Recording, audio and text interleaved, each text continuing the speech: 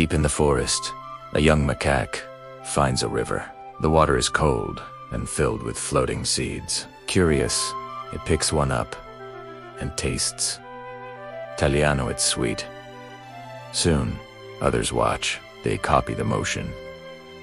One by one, the habit spreads. Weeks later, the entire troop washes its food, even fruits from the trees. Scientists discover that the behavior began with one young monkey, and within months, it had crossed generations.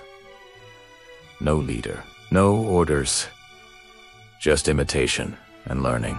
Proof that culture doesn't belong only to us. Follow a strange safari and see how intelligence grows in the wild.